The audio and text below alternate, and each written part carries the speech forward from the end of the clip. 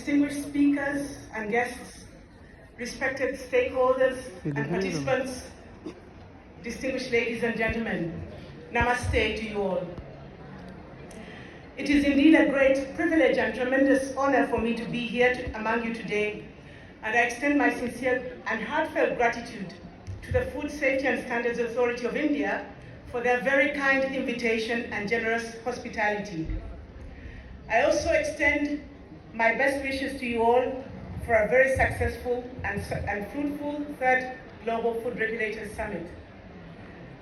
Distinguished ladies and gentlemen, in his remarks this morning, Dr. V.K. Paul reminded us that food is not only linked to sustenance and health, but that it is also important for cultural, societal, and religious reasons, to mention but a few. Indeed, food is part of almost every celebration all over the world, including weddings, child naming ceremonies, or different religious feasts. This session, which is entitled Traditional Foods and Global Standards, is about more than food. It is about bridging traditional knowledge with science-based frameworks in order to ensure safe and nutritious foods which can contribute to the promotion of the health and well-being of consumers globally and also contribute to food security.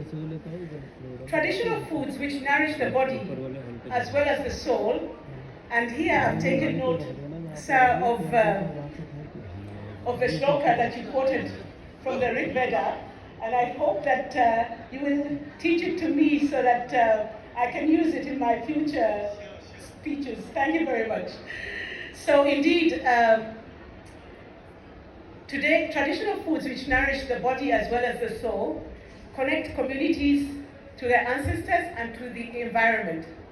Across the world, people prepare meals with a variety of ingredients based on recipes which have been passed down over several generations. These dishes reflect the richness of the various landscapes as well as the depth of the different cultures and their history. Today's global food safety standards and international food trade policies follow the risk analysis approach with a great emphasis on risk assessment.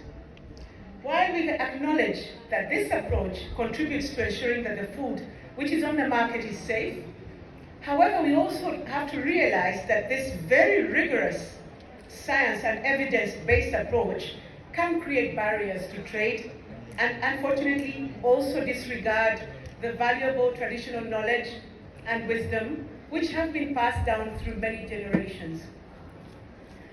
Now the challenge is to protect cultural authenticity, nutritional value, and the sustainability of traditional foods, while also ensuring that they meet the safety requirements, such as those related to food contaminants, food hygiene, food labeling, including allergen labeling.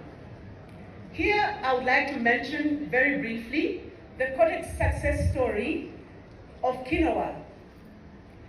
Well, the United Nations General Assembly declared 2013 as the International Year of Quinoa, thereby recognizing the ancient Andean heritage and their efforts to preserve quinoa as a vital, nourishing food, which would also contribute to ensuring global food security.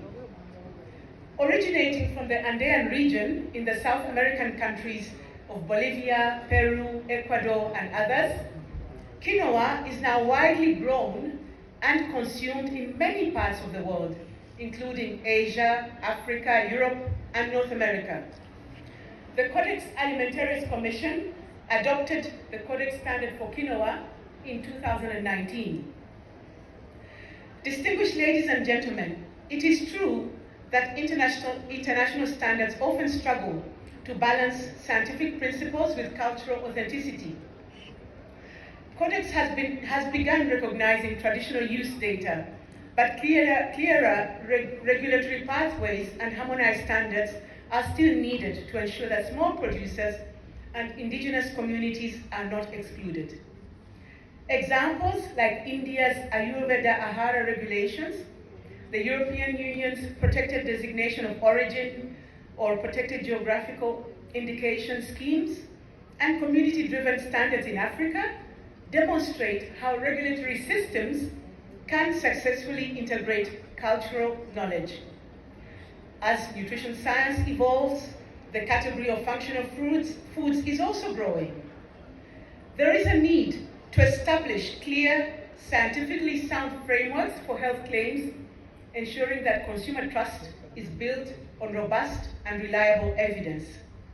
There is also a need to develop regulatory frameworks which validate historical evidence of safe consumption, simplify documentation for traditional producers, and support innovations for safe and sustainable practices. Thereby, the path to global food and nutrition security will be forged by bringing together tradition and scientific rigor.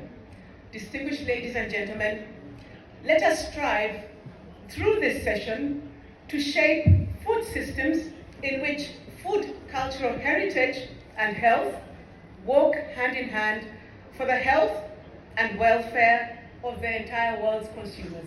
Thank you for your attention.